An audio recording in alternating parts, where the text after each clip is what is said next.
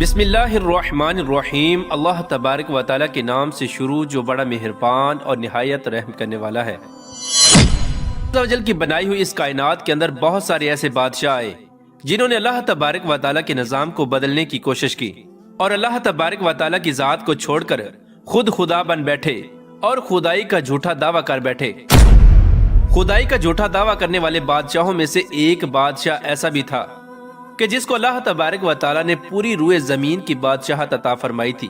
اس کے باوجود اس بادشاہ نے نہ صرف خدائی کا جھوٹا دعویٰ کیا بلکہ یہ اس قدر سرکش اور نافرمان ہو گیا کہ اللہ تبارک و تعالیٰ کی ذات کو جنگ کے لیے للکارنے لگا اور معاذ اللہ اللہ تبارک و تعالیٰ کو جنگ کرنے کے لیے کہنے لگا۔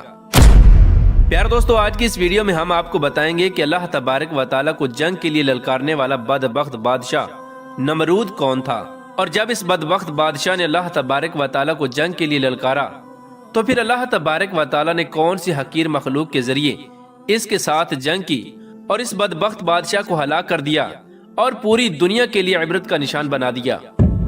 پیارے دوستو، قرآن پاک کے اس عبرت ناک اور ایمان افروز واقعے کو سننے کے لیے آپ سے ہماری یہ گزارش ہے کہ ہماری اس ویڈیو کو اینڈ تک ضرور دیکھیے گا۔ پیارے دوستو، اس دنیا کی تاریخ میں 4 بادشاہ ایسے گزرے ہیں کہ جن کو اللہ تبارک و تعالیٰ نے پوری روئے زمین کی حکومت عطا فرمائی تھی۔ ان میں سے 2 بادشاہ مسلمان تھے اور 2 کافر۔ مسلمان بادشاہوں میں سے ایک کا نام حضرت ذوالقرنین علیہ السلام ہے اور دوسرے کا نام حضرت سلیمان علیہ السلام ہے کہ جن کو اللہ تبارک و تعالیٰ نے منصب نبوت پر فائز فرمایا تھا۔ اور کافر بادشاہوں میں سے ایک کا نام نمرود اور دوسرے کا نام بخت نصر تھا۔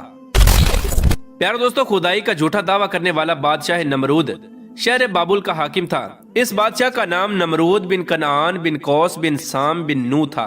پیارے دوستو، روایات میں آتا ہے کہ اللہ تبارک و تعالیٰ نے نمرود کو پوری روئے زمین پر حکومت عطا فرمائی تھی اور اس بادشاہ نے پوری روئے زمین پر 400 سال تک حکومت کی۔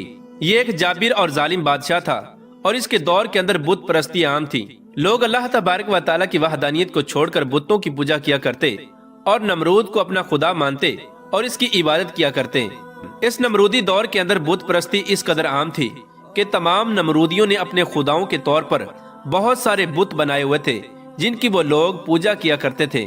اس کے ساتھ ساتھ نمرود خود کو بھی خدا کہلواتا اور لوگوں کو اپنی پوجا کرنے کا حکم دیتا۔ اس قوم کی ہدایت کے لیے اللہ تبارک و تعالیٰ نے اپنے پیارے پیغمبر حضرت ابراہیم علیہ السلام کو مبعوث فرمایا۔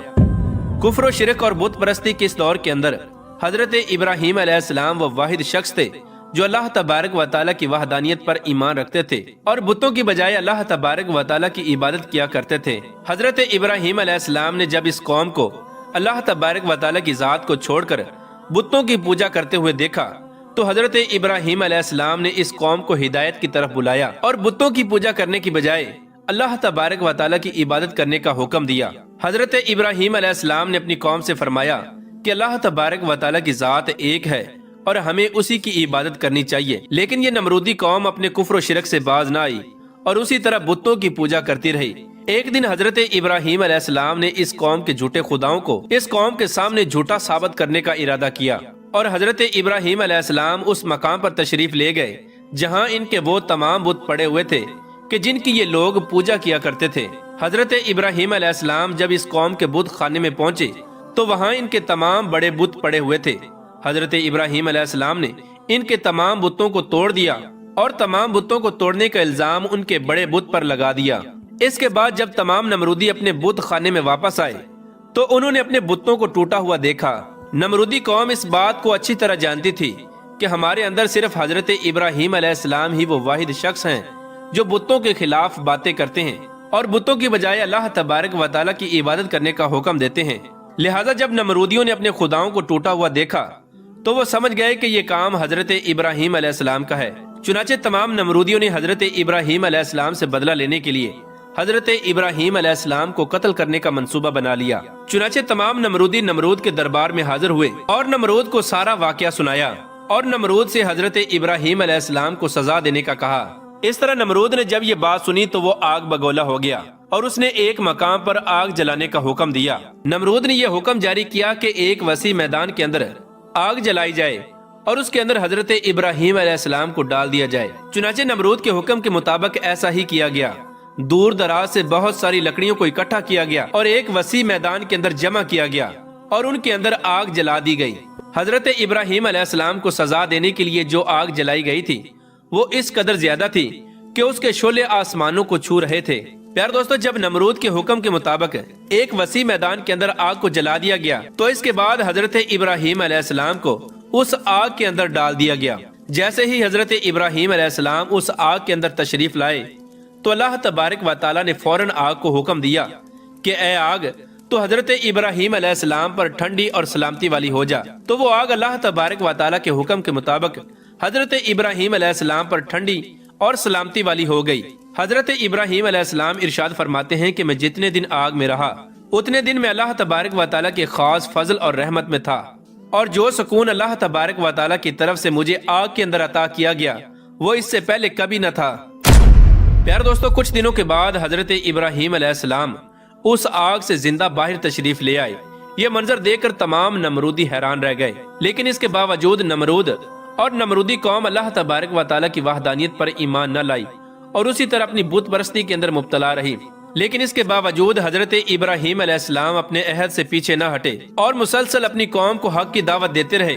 حضرت ابراہیم علیہ السلام نے نمرود کو بارہا دفعہ سمجھایا اور اپنے کفر و شرک سے باز آنے اور اللہ تبارک و تعالیٰ کی وحدانیت پر ایمان لانے کا کہا۔ حضرت ابراہیم علیہ السلام کی یہ بات سن کر نمرود اللہ تبارک و تعالیٰ کی وحدانیت کا انکار کرنے لگا اور حضرت ابراہیم علیہ السلام سے مناظرہ کرنے لگا، اور حضرت ابراہیم علیہ السلام کے سامنے نمرود نے خدائی کا دعویٰ کر دیا۔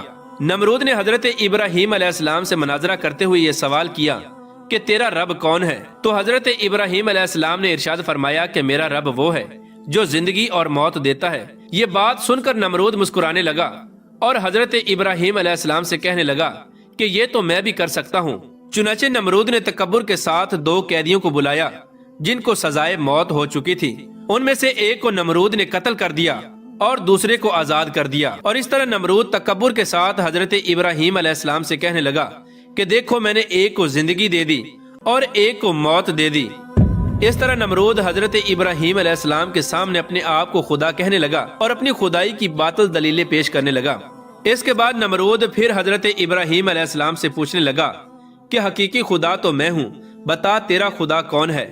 اس کے بعد حضرت ابراہیم علیہ السلام نے نمرود کو اس کی عقل کے مطابق جواب دیا کہ میرا رب وہ ہے جو سورج کو مشرق سے طلوع کرتا ہے اور مغرب میں غروب کرتا ہے۔ اگر تو سچا خدا ہے تو سورج کو مغرب سے طلوع کر کے دکھا۔ چنانچہ جب نمرود نے حضرت ابراہیم علیہ السلام کی یہ بات سنی تو اس کا رنگ اڑ گیا اور وہ لاجواب ہو گیا، اور اس طرح نمرود لاجواب ہو کر اپنی پوری قوم کے اندر ذلیل و رسوا ہو گیا۔ پیارے دوستو، اس کے بعد بھی کئی مرتبہ حضرت ابراہیم علیہ السلام نے نمرود کو اللہ تبارک و تعالیٰ کی وحدانیت کی طرف بلایا، لیکن نمرود اپنی سرکشی سے باز نہ آیا اور اسی طرح کفر و شرک کے اندر مبتلا رہا۔ چنانچہ حضرت ابراہیم علیہ السلام کے بار بار دعوت حق دینے سے نمرود تنگ آ گیا، اور بلاخر تنگ آ کر نمرود حضرت ابراہیم علیہ السلام سے کہنے لگا کہ اگر تیرا خدا سچا ہے تو اس کو بول کہ اپنی فوج بھیجے اور میرے ساتھ جنگ کرے۔ چنانچہ جیسے ہی نمرود نے حضرت ابراہیم علیہ السلام کے سامنے یہ بکواس کی تو فوراً حضرت جبرائیل علیہ السلام حضرت ابراہیم علیہ السلام کی بارگاہ میں حاضر ہوئے اور حضرت ابراہیم علیہ السلام سے کہنے لگے کہ اللہ تبارک و تعالیٰ کا لشکر جنگ کے لیے تیار ہے۔ حضرت جبرائیل علیہ السلام کی یہ بات سن کر حضرت ابراہیم علیہ السلام نمرود سے یہ کہنے لگے کہ اللہ تبارک و تعالیٰ کا لشکر جنگ کے لیے تیار ہے۔ چنانچہ حضرت ابراہیم علیہ السلام کی یہ بات سن کر نمرود حضرت ابراہیم علیہ السلام سے کہنے لگا کہ مجھے 3 دن کی مہلت دی جائے تاکہ میں اپنی جنگ کی تیاری کر سکوں۔ چنانچہ نمرود کو 3 دن کی مہلت دے دی گئی۔ پیارے دوستو، چونکہ نمرود کی حکومت پوری دنیا پر تھی، ان 3 دنوں کے دوران نمرود نے پوری دنیا کے بڑے بڑے جنگجوؤں کو اکٹھا کیا اور بہت سارے ہتھیاروں کو جنگ کے لیے تیار کیا۔ اس طرح جب نمرود نے 3 دن کے اندر اندر اپنی تمام تیاری مکمل کر لی، اس کے بعد نمرود حضرت ابراہیم علیہ السلام کو تکبر کے ساتھ للکار کر کہنے لگا کہ ہماری فوج جنگ کے لیے تیار ہے، اپنے رب سے کہو کہ اپنی فوج کو بھیجے اور ہمارے ساتھ جنگ کرے۔ نمرود کی یہ بات سن کر حضرت ابراہیم علیہ السلام نے اللہ تبارک و تعالیٰ کی بارگاہ میں دعا کی تو اللہ تبارک و تعالیٰ نے مچھروں کی ایک فوج کو بھیجا۔ ان مچھروں کی تعداد اس قدر زیادہ تھی کہ وہ مچھر پورے آسمان پر پھیل گئے۔ اللہ تبارک و تعالیٰ نے ان مچھروں کو نمرودی فوج پر مسلط کر دیا۔ یہ مچھر اللہ تبارک و تعالیٰ کے حکم سے دیکھتے ہی دیکھتے نمرودی فوج کا گوشت کھا گئے اور ان کا خون پی گئے۔ اس وقت تمام نمرودی فوج کی ہڈیاں ہی ہڈیاں باقی رہ گئیں۔ چنانچہ اس دردناک منظر کو دیکھ کر نمرود اپنے محل کی طرف دوڑا اور اپنی بیوی کے کمرے کے اندر چھپ گیا۔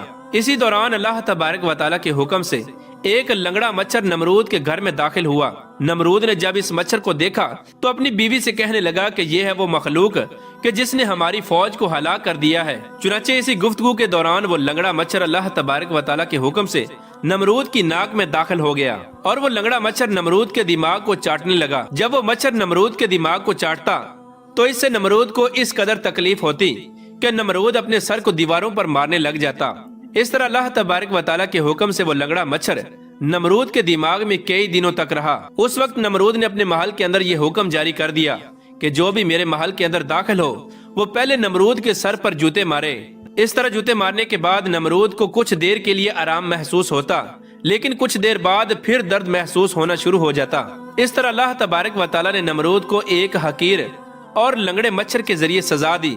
نمرود اپنے سر کو سلاخوں کے ساتھ پیٹتا رہتا، یہاں تک کہ اللہ تبارک و تعالیٰ نے اس کو دردناک موت عطا فرمائی اور یہ اپنے سر کو دیواروں پر مارتا مارتا ہلاک ہو گیا۔ وہ نمرود جو پوری دنیا پر حکومت کرنے والا بادشاہ تھا، اور وہ نمرود جو اللہ تبارک و تعالیٰ کو تکبر کے ساتھ جنگ کے لیے للکار رہا تھا، اس نمرود کو اللہ تبارک و تعالیٰ نے ایک حقیر اور لنگڑے مچھر کے ہاتھوں ہلاک کروایا اور پوری دنیا کے لیے عبرت کا نشان بنا کے رکھ دیا۔ بے شک اللہ تبارک و تعالیٰ ہر چیز پر قادر ہے۔